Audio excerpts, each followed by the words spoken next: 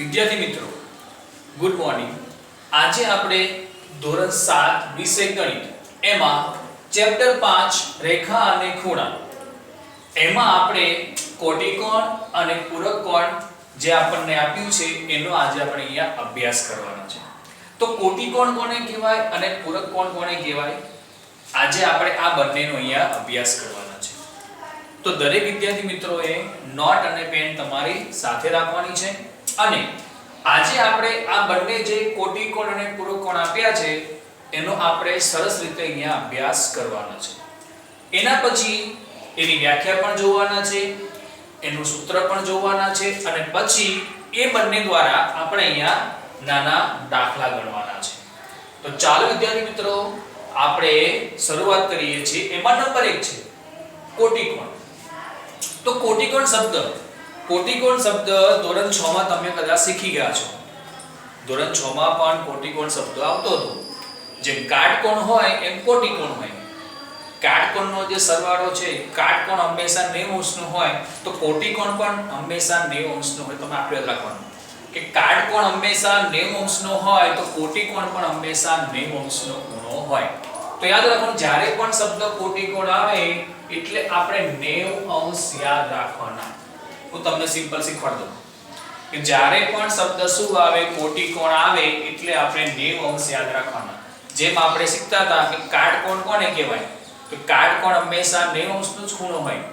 કાટકોણ ક્યારે 70 નો કે 80 નો હોય નહીં। કાટકોણ માત્ર 90 અંશનો જ હોય પણ કોટિકોણ 90 અંશનો હોય। ફરી રિપીટ કરું છું કે કાટકોણ હોય તોય 90 નો હોય અને કોટિકોણ પણ 90 નો હોય। આ બંને તમારે યાદ રાખવાના।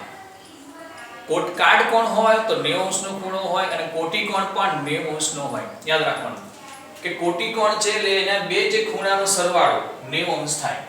સિમ્પલ કે કોટિકોણ તમને ધારો કે કોઈ ખાલી જગ્યામાં આપ્યું હોય કે 90 અંશનો ખૂણો કયો હોય, જે બે ખૂણાઓના માપનો સરવાળો કેટલો થાય। કોટિકોણ લખ્યું ધારો કે લખ્યું કે બે ખૂણાના માપનો સરવાળો 90 અંશ થાય તો તમને ઓપ્શનમાં કોટિકોણ આપ્યું હોય, કાટકોણ આપ્યું હોય, ગુરુકોણ આપ્યું હોય તો આપણો જવાબ શું આવે છે કોટિકોણ આવે છે। ફરીવાર રિપીટ કરું છું, તમને કદાચ ઓપ્શનમાં એવું લખ્યું હોય ખાલી જગ્યામાં કે વિકલ્પોમાં તમને એવું આપ્યું હોય જો બે ખૂણાઓના માપનો સરવાળો 90 અંશ થાય, જો બે ખૂણાઓના માપનો સરવાળો 90 અંશ થાય તો તે ખૂણો ખાલી જગ્યા હોય કાટકોણ, કોટિકોણ કે ગુરુકોણ। તો આપણો અહીંયા જવાબ આવશે કોટિકોણ, કેમ કે બે ખૂણાઓના માપનો સરવાળો કોટિકોણમાં યાદ રાખવાનું કોઈ પણ બે ખૂણા હોય એના માપનો સરવાળો 90 અંશ હોવો જોઈએ, 90 થી વધારે હોવો જોઈએ નહીં। તો આપણે કોટિકોણની વ્યાખ્યાની શરૂઆત કરીએ છીએ। એની વ્યાખ્યા શું પહેલા આપણે વ્યાખ્યા સમજીએ। તો કોટિકોણ કોને કહેવાય આપણે સમજીએ। જે બે ખૂણાઓના માપનો સરવાળો 90 અંશ હોય, 90 અંશ હોય તો તે બે ખૂણાઓ એકબીજાના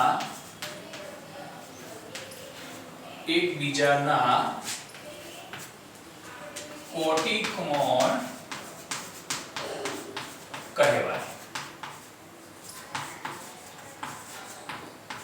તમારે ખાસ આવ યાદ રાખવાનું કે કોટિકોણની વ્યાખ્યા શું, જે બે ખૂણાઓના માપનો સરવાળો 90 અંશ હોય તો તે બે ખૂણાઓ એકબીજાના કોટિકોણ કહેવાય। તમને કોઈ પણ બે સંખ્યા આપી હોય એનો સરવાળો હંમેશા 90 અંશ થવો જોઈએ તો જ કોટિકોણ કહેવાય। જેમ આપણે કાટકોણમાં જોતા હતા કે જે ખૂણાનું માપ 90 અંશ હોય તેવા ખૂણાને કાટકોણ કહે છે। પણ અહીંયા એવું જ છે કે તમને કોઈ પણ બે ખૂણા આપ્યા હોય, બે ખૂણાઓનો સરવાળો હંમેશા 90 અંશ થાય તો તેને કોટિકોણ કહેવાય। શોર્ટમાં તમને સમજાવી દઉં છું, તમારે આ જીવન યાદ રાખવાનું, ભણો ત્યાં સુધી તમારે યાદ રાખવાનું છે। સિમ્પલ શીખવાડ દઉં, કોટિકોણ શબ્દ આવે તમારે 90 દિમાગમાં યાદ રાખવાના કે ભાઈ શબ્દ કોટિકોણ છે તો મારે 90 અંશ યાદ રાખવાના। કાટકોણ છે તોય મારે 90 યાદ રાખવાના અને કોટિકોણ હોય તો પણ બે તમારે 90 અંશ યાદ રાખવાના. ફરી રિપીટ કરું છું કે કાટકોણ હોય તો 90 આવે અને કોટિકોણ હોય તો પણ 90 આવે. બંનેમાં ફરક શું? કાટકોણ અને કોટિકોણમાં ફરક શું છે? કે કાટકોણમાં ફક્ત માપ એનું 90 અંશ જ હોય કે કાટકોણ હંમેશા સીધો 90 અંશનો જ ખૂણો હોય. પણ કોટિકોણમાં શું છે કે બે ખૂણા એવા હોવા જોઈએ કે જેનો સરવાળો 90 અંશ થાય. કોઈ પણ લઈએ આપણે 30 લઈએ કે 60 લઈએ, 30 + 60 એટલે 90 થાય. એક ખૂણો 30 નો છે, એક ખૂણો 60 નો છે, એટલે બંનેનો સરવાળો કરો એટલે 90 અંશ થવા જોઈએ. તો વ્યાખ્યા એ છે જે બે ખૂણાઓના માપનો સરવાળો 90 અંશ હોય તો તે બે ખૂણાઓ એકબીજાના કોટિકોણ કહેવાય. હવે કોટિકોણનો દાખલો તમને પૂછે કે કોટિકોણ શોધો તો તમને એક સિમ્પલ સૂત્ર દ્વારા તમને શીખવાડું. તમારે ફક્ત સૂત્ર લખવાનું છે અને ફક્ત જવાબ લાવવાનો છે. તો આપણે એનું સૂત્ર જોઈએ. કોટિકોણનું માપ બરાબર સૂત્ર છે એનું 90 અંશ ઓછા આપેલ ખૂણાનું માપ. અથવા તમારે શોર્ટમાં લખવું હોય તોય લખી શકાય 90 અંશ ઓછા આખું માપ. શોર્ટમાં પણ તમારે લખી શકાય લખવું હોય તો. કોટિકોણનું માપ બરાબર સૂત્ર છે એનું શોધવાનું 90 અંશ ઓછા આપેલ ખૂણાનું માપ અથવા 90 અંશ ઓછા આખું માપ. yani આપેલ ખૂણાનું માપ. તમે શોર્ટમાં પણ લખી શકો છો. ફરીથી રિપીટ કરું છું કે કોટિકોણનું તમને માપ શોધવાનું કે તો એનું સૂત્ર છે કોટિકોણનું માપ બરાબર 90 અંશ ઓછા આપેલ ખૂણાનું માપ અથવા તમે શોર્ટમાં પણ લખી શકો છો 90 અંશ ઓછા આખું માપ આપેલ ખૂણાનું માપ. હવે આપણે દાખલા જોઈએ છે કોટિકોણના ખૂણાનું માપ શોધો. એક આપણને આપ્યો છે 20 અંશ અને બીજો આપ્યો છે આપણને 35. તો મારે કોટિકોણનું માપ શોધવાનું છે. તો પહેલા શું લખશું આપણે એનું સૂત્ર લખી નાખવાનું. જ્યારે પણ તમે દાખલો ગણો છો કોટિકોણ શોધવાનું ત્યારે તમારે સૂત્ર યાદ રાખવાનું. લખશું આપણે અહીંયા માટે કોટિકોણનું માપ બરાબર સૂત્ર શું છે 90 અંશ ઓછા આખું માપ yani આપેલ ખૂણાનું માપ. તમે શોર્ટમાં પણ લખી શકો છો આખું માપ આપેલ ખૂણાનું માપ 90 અંશ ઓછા કેટલું માપ છે 20 અંશ. બંનેની બાદબાકી કરો એટલે કેટલા આવશે 70 અંશ. ફરીવાર રિપીટ કરું છું કે જ્યારે પણ તમારે કોટિકોણનું માપ શોધવાનું હોય તો એનું સૂત્ર તમારે યાદ રાખવાનું છે કોટિકોણનું માપ બરાબર 90 અંશ ઓછા આપેલ ખૂણાનું માપ અથવા 90 અંશ ઓછા શોર્ટમાં પણ લખી શકો છો આખું માપ આપેલ ખૂણાનું માપ. નંબર 2 જોઈએ 35 અંશ. તો પહેલા શું કરશું આપણે સૂત્ર લખી નાખવાનું છે કોટિકોણનું માપ બરાબર 90 અંશ ઓછા આખું માપ આપેલ ખૂણાનું માપ. 90 અંશ ઓછા 35 અંશ બંનેની બાદબાકી કરવાની છે. તો સાઈડમાં કરી જોવાનું 90 અંશ ઓછા 35 અંશ. શૂન્યમાંથી 5 ન જાય એટલે મારે દસકો લેવાનો છે. ચેકીને કેટલા આવશે 8. 10 માંથી 5 જાય તો 5, 8 માંથી 3 જાય તો 5. આપણે જવાબ શું આવ્યો અહીંયા 55 અંશ. તો દરેક વિદ્યાર્થી મિત્રોને કોટિકોણમાં ખબર પડી ગઈ હશે. ફરી એકવાર રિપીટ કરું છું. જે બે ખૂણાઓના માપનો સરવાળો 90 અંશ હોય તો તે બે ખૂણાઓ એકબીજાના કોટિકોણ કહેવાય. પણ તમારે કોટિકોણનું માપ શોધવાનું હોય તો સૂત્ર છે એનું કોટિકોણનું માપ બરાબર 90 અંશ ઓછા આપેલ ખૂણાનું માપ અથવા તમે શોર્ટમાં પણ લખી શકો છો 90 અંશ ઓછા આખું માપ yani આપેલ ખૂણાનું માપ. તમે આ સૂત્ર દ્વારા દાખલો પણ ગણી શકો છો. નંબર 2 જોઈએ આપણે પૂરક કોણ. જે ગુરુકોણ હતો ગુરુકોણનો સરવાળો હંમેશા ગુરુકોણ છે એનો જે ખૂણો છે એ હંમેશા 180 અંશનો હોય. તો પૂરક કોણમાં પણ એવું છે કે અહીંયા 180 તમારે યાદ રાખવાનું કે જ્યારે પણ તમને શું દેખાય જ્યારે પણ શબ્દ આવે પૂરક કોણ આવે એટલે તમારે 180 અંશ યાદ રાખવાના. જેમ આપણે ગુરુકોણમાં યાદ રાખતા હતા કે ગુરુકોણ હંમેશા 180 અંશનો હોય, તો પૂરક કોણ પણ અહીંયા 180 અંશનો હોય, પણ બંનેમાં ફરક શું કે તે બે ખૂણા કેવા હતા, કોઈ પણ બે ખૂણા હોય 180, ધારો કે 90 + 90 180 થયા. અહીંયા પણ એવું જ છે કે તમારે કોઈ પણ ખૂણો હોય એ બે સંખ્યા હોય, બે સંખ્યાનો સરવાળો હંમેશા 180 અંશ થવો જોઈએ, yani 90 + 90. પણ ગુરુકોણમાં કેવું હતું કે 90 થી મોટા કોઈ પણ ગુરુકોણ કહેવાય, છેલ્લે 180 એમથી વધારે હોવા જોઈએ નહીં. કોટિકોણમાં પણ એવું છે કે કોઈ પણ બે સંખ્યા હોય એનો સરવાળો 180 અંશ થવો જોઈએ, એથી વધારે થવો જોઈએ નહીં, તો જ પૂરક કોણ કહેવાય, બાકી પૂરક કોણ કહેવાય નહીં. તો અહીંયા પણ એવું છે કે જ્યારે પણ શબ્દ તમને પૂરક કોણ આપે તો તમારે 180 અંશ યાદ રાખવાનું છે. જેમ આપણે ધોરણ 5 માં 6 માં શીખી ગયા ગુરુકોણ, કાટકોણ, લઘુકોણ શીખી ગયા છે, બસ અહીંયા એવું જ છે. પણ ખાલી ફરક શું છે કે અહીંયા કોઈ પણ બે સંખ્યા આપી હોય એનો સરવાળો 180 અંશ થવો જોઈએ, આટલું તમારે યાદ રાખવાનું. જ્યારે પણ તમને પૂરક કોણ દેખાય તમારે 180 અંશ યાદ રાખવાનું છે, અને કોઈ પણ તમને બે સંખ્યા આપી હોય એનો સરવાળો 180 અંશ થવો જોઈએ. તો આજે આપણે પૂરક કોણની વ્યાખ્યા શીખીશું, એનું સૂત્ર પણ શીખીશું અને થોડા દાખલા પણ આપણે જોઈશું. તો પહેલા આપણે પૂરક કોણની વ્યાખ્યા જોઈએ. જે બે ખૂણાઓના માપનો સરવાળો 180 અંશ હોય,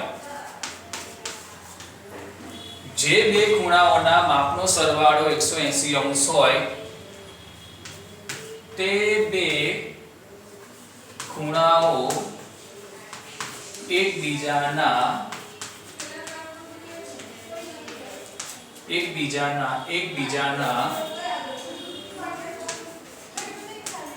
પૂરક કોણ કહેવાય. તમારે આટલું યાદ રાખવાનું છે, જે બે ખૂણાઓના માપનો સરવાળો 180 અંશ હોય તે બે ખૂણાઓ એકબીજાના પૂરક કોણ કહેવાય. જ્યારે પણ તમને પૂરક કોણ દેખાય તમારે 180 અંશ યાદ રાખવાના.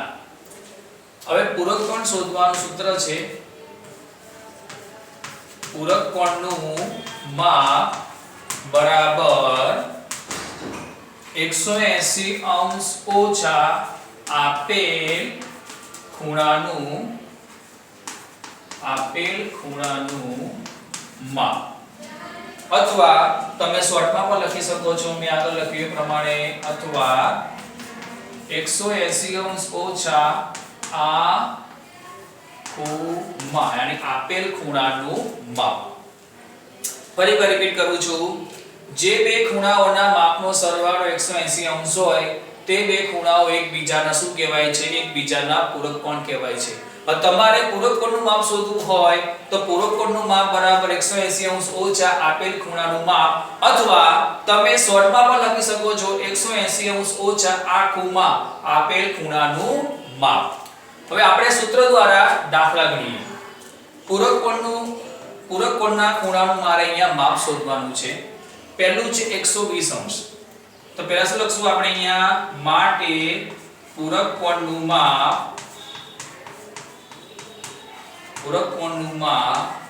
બરાબર 180 અંશ ઓછા આખું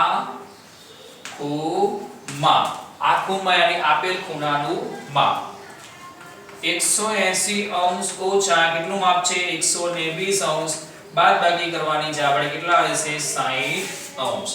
આપણે જવાબ શું આવે અહીંયા, 60 અંશ આવે. નંબર 2 90 અંશ છે, તો શું લખવાનું, પૂરક કોણનું માપ બરાબર 180 અંશ ઓછા આખું માપ આપેલ ખૂણાનું માપ. 180 અંશ ઓછા 90 અંશ. હવે જવાબ શું આવશે, 180 માંથી 90 ને બાદ કરો એટલે કેટલો આવશે, 90 અંશ. તો દરેક વિદ્યાર્થી મિત્રોને કોટિકોણ અને પૂરક કોણમાં ખબર પડી ગઈ હશે, એની વ્યાખ્યા પણ તમને આવડી ગઈ હશે, એનું સૂત્ર પણ તમને આવડી ગયું હશે, દાખલામાં પણ તમને ખબર પડી ગઈ હશે. ફરી એકવાર રિપીટ કરું છું કે જ્યારે પણ તમને કોટિકોણ શબ્દ દેખાય તમારે 90 અંશ યાદ રાખવાનો છે, બીજું કશું જ નહીં. હું તમને સિમ્પલ શીખવાડું છું. જ્યારે પણ કોટિકોણ દેખાય તમારે 90 યાદ રાખવાના છે. જ્યારે પણ પૂરક કોણ દેખાય તમારે અહીંયા 180 અંશ યાદ રાખવાના છે. તમે આ બે શબ્દ યાદ રાખશો, કોટિકોણમાં 90, પૂરક કોણમાં 180. તમને વ્યાખ્યા પણ આવડી જશે. જે બે ખૂણાઓના માપનો સરવાળો 90 અંશ હોય તો તે બે ખૂણાઓ એકબીજાના કોટિકોણ કહેવાય. જે બે ખૂણાઓના માપનો સરવાળો 180 અંશ હોય તે બે ખૂણાઓ એકબીજાના શું કહેવાય? પૂરક કોણ કહેવાય. તમારે આટલું યાદ રાખવાનું છે કે કોટિકોણ હોય તો 90 યાદ રાખો અને પૂરક કોણ દેખાય તો 180 અંશ તમારે યાદ રાખવાના છે. અને આ સૂત્રનો ઉપયોગ કરી તમારે નીચેના દાખલા પણ ગણવાના છે. તો દરેક વિદ્યાર્થી મિત્રોને કોટિકોણ અને પૂરક કોણમાં ખબર પડી ગઈ હશે, એની વ્યાખ્યા, સૂત્ર, દાખલામાં પણ ખબર પડી ગઈ હશે. તમારે ગૃહ કાર્યમાં આ ફરી તમારે એકવાર નોટમાં લખવાનું છે અને બીજા આવા તમારે 10 દાખલા જાતે બનાવવાના છે અને તમારે એનો અભ્યાસ કરવાનો છે. ખાસ ફરી કહું છું વિદ્યાર્થી મિત્રો, કોટિકોણ અને પૂરક કોણમાં ફરી એકવાર રિપીટ કરું છું, યાદ રાખજો શબ્દમાંનો. કોટિકોણ દેખાય એટલે 90 યાદ રાખવાના છે અને પૂરક કોણમાં તમારે 180 અંશ યાદ રાખવાના છે. અને ગૃહ કાર્યમાં તમારે બીજા આવા 10 દાખલા જાતે બનાવવાના છે. 5 દાખલા કોટિકોણના બનાવો અને 5 દાખલા પૂરક કોણના બનાવો. તમને ઈઝી પડશે, તમને આવડી પણ જશે. તમારે જાતે એની પ્રેક્ટિસ કરવાની છે.